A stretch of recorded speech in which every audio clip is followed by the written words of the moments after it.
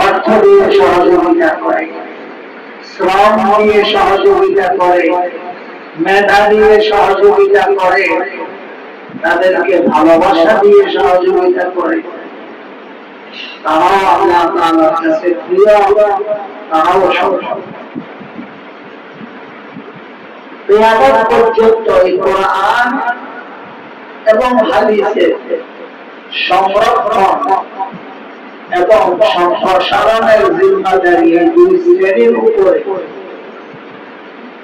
এক শ্রেণী তো আলিম আর মুতাআল্লিম হয়ে সংরক্ষণ করবে, আর এক শ্রেণী সাহায্য সহযোগিতা করে এর হেফাজত করবে, এর সম্প্রসারণের কাজ চালিয়ে যাবে। কোন ভালো কাজের সঙ্গে যে যুক্ত হয় সেও ভালো কাজ আঞ্জাম দানকারী হিসাবে পরিগণিত হয়, তার মধ্যেও ভালোটা এসে যায়।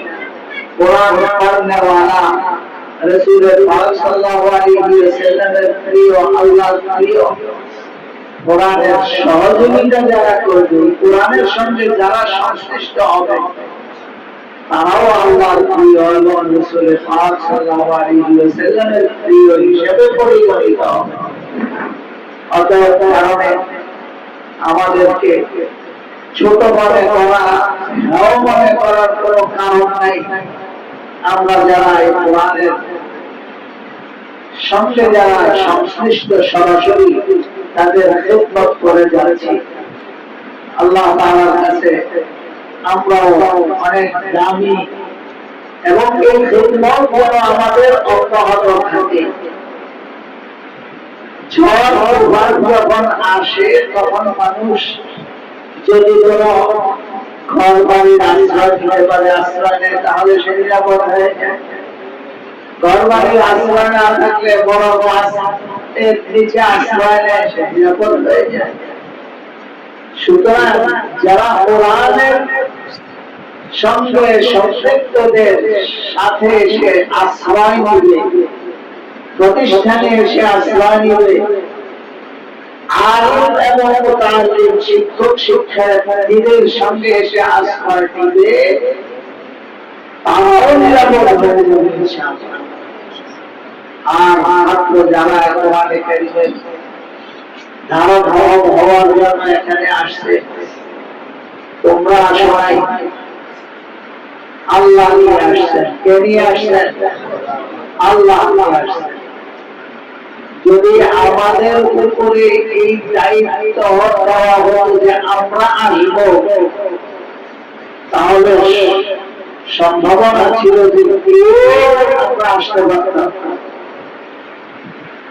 কেউ আসতাম না। মানুষ যেখানে মনের দুনিয়া শান্তি পায়, খেলাধুলা করে বাচ্চারা দৌড়দৌড়ির মধ্যে, হুড়োহুড়ির মধ্যে, বক্তব্যের মধ্যে, ঘোরাফেরার মধ্যে শান্তি পায়। এই শান্তি পাইয়া এই সারাদিন কোরআন নিয়ে বসে থাকা, রাত্রে সেই 4টার সময়, 3:30, 4টার সময় উঠা কোরআনে কারীমের তিলাওয়াত করা, ফজরের নামাজ পড়া, এরপরে আবার তেলাওয়াতে বসে যাওয়া, তারপরে একটু নাস্তা খেয়ে আবার করতে বসা, তারপরে কিছু সময়ের জন্য ঘুম পুরা হয় না, উঠেই আবার ওই যে চিন্তা করে গোসল সেরে আবার পড়তে বসে। এই সারাদিন খালি পড়া পড়া, বন্ধু বান্ধবের লোকে ঘোরাফেরা করা যায় না। এইটা বাহ্যিক ভাবে একটু কষ্টের যদিও মনে হয়, কিন্তু এর মধ্যে অনেক শান্তি, অনেক আরাম। বাচ্চারা এই আরামের ছেড়ে একটু বড় আরাম মনে করে। যদি আমাদের উপরে ছেড়ে দেওয়া হতো তোমরা যাও, আমরা আসলাম, আল্লাহ আমাদেরকে নিয়ে আসছে। আমাদের মা বাবাকে বাধ্য করছে যে ওরে মাদ্রাসায় পাঠাও। কেন বাধ্য করছে? আল্লাহ তোমাকে পছন্দ করছে। তাকে এই কোরআনের হাফেজ বানানোর জন্য আল্লাহ তোমাদেরকে কি করছেন? পছন্দ করছেন। বলো আলহামদুলিল্লাহ। আলহামদুলিল্লাহ।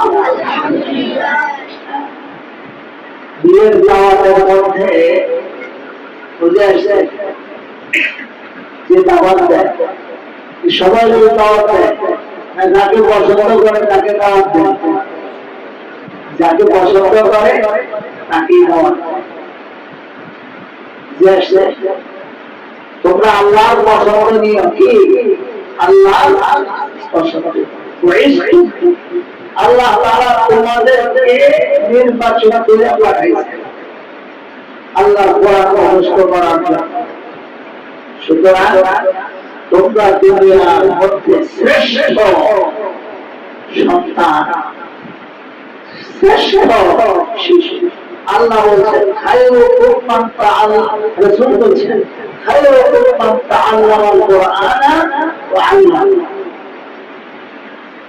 যারা কোরআন শিক্ষা দেয় এবং কোরআন শিক্ষা করে পৃথিবীর মধ্যে তারাই হলো কি সর্বশ্রেষ্ঠ।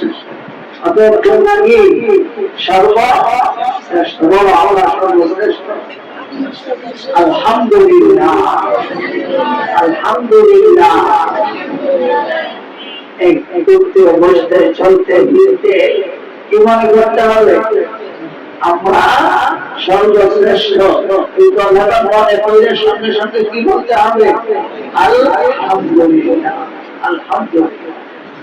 আল্লাহ তাআলা আমাদের সবাইকে কবুল করেন, কোরআনের জন্য কবুল করেন, হাফেজে হাক্কানি রব্বানি বানিয়ে দেন, আলেমে হাক্কানি রব্বানি বানিয়ে দেন। কোরআন আল্লাহ তাআলা, কোরআন কি আল্লাহ বড়, আল্লাহ তাআলা কি বড়। দেখো সমস্ত জিনিসের সৌন্দর্য বর্ধন করে, প্রাণ সৃষ্টি করে হলো আদর। আদর না থাকলে, আদর যদি না থাকে নামাজ হয় না, আদর না থাকলে রোজা হয় না, আদর না থাকলে যাকাত দেওয়া হয় না, আদর না থাকলে ঘুমানো যায় না, আদর না থাকলে তোমার পানীয় পান করা যায় না। আদর মানে যে কাজ যেভাবে করো সে কাজ সেভাবে করাকে কি বলে? আদর বলে। বলো আদর কাকে বলে? যে কাজ যেভাবে করো সেই কাজ সেভাবে করাকে কি বলে? আদর বলে। বসা একটা কাজ, কোরআন সামনে নিয়ে যেভাবে বসা উচিত সেইভাবে বসাকে কি বলে? হুজুরের সামনে বসা একটা কাজ। এখন এই হুজুরের সামনে যেভাবে বসা উচিত সেভাবে বসাকে কি বলে? বসা। খাওয়ার জন্য খাওয়া একটা কাজ, খাওয়ার জন্য যেভাবে বসা উচিত সেইভাবে বসাকে কি বলে? বসার আদর। আদর কোরআন শরীফ যেভাবে পড়া উচিত সেইভাবে পড়াকে পড়ার আদর বলে। কোরআন শরীফ থেকে যেভাবে ধরা উচিত এইভাবে ধরাকে কি বলে? ধরার আদর। কোরআনের সঙ্গে অনেকগুলো আদর, কোরআন ধরার আদর, কোরআন সামনে রাখার আদর, কোরআন পড়ার আদর। বুঝে আসছে? পড়ার আদর কি? কোরআন শরীফের দিকে তাকায়া তাকায়া পড়া, এদিক সেদিক না তাকায়। পড়ার আদর কি? কোরআন শরীফের দিকে মনোযোগ সহকারে পড়া, এদিকে সেদিকে না তাকানো এবং কথা না বলা। বুঝে আসছে? কোরআন শরীফ পড়তে করে আদর বুঝে নিচ্ছে, বোঝাই বোঝাই বোঝানি বুঝলা। হ্যাঁ সৃষ্টি যাও কিন্তু যখন এগুলো আমরা দিকে তাকাই সৃষ্টি দিয়ে জানতে পারবো না এটা পড়ার আদর। আদর যদি রক্ষা না হয় খোদা তাআলা তৌফিক দিয়া দাও, খোদা তাআলা তৌফিক দিয়া দাও, বেআদব মাহবুব কষ্টল ফলরা।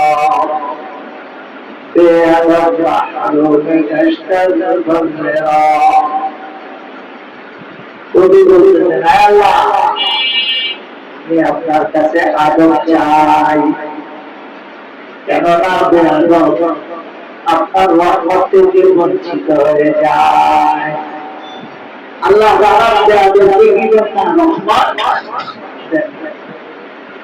সাবধান, দূর অনেক ভালো জিনিস, ভালো জিনিস না, কিন্তু এটাকে অবহেলা করা, দুধটা ভালো থাকবে।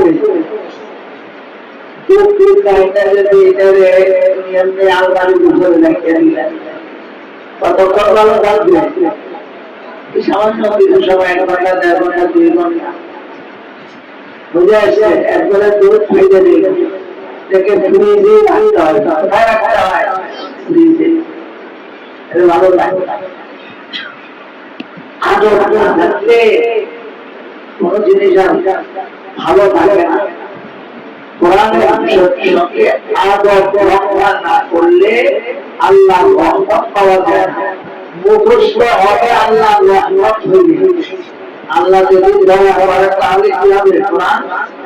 আর আল্লাহ দয়া করবে কোরআনের সাথে আদর রক্ষা করে কোরআন পড়বে। আর আদর হলো কি? দেখতে দেখতে কোরআন পড়া, দুঃসংবাদ জমি না পাওয়া, খাওয়া না অনর্থ এদিক সেদিক না থাকা, একজন আরেকজনকে খোঁচা না দেওয়া, বুঝে বুঝে পাওয়া না খোঁজা, ওই যে পায়ে পায়ে হাতিয়ে রাখছে, এটা তুমি পায়ে হাঁটেছো না, এই পা দিয়ে এই হাতিয়ে না আবার একটু বলে কোন শরীর চলবা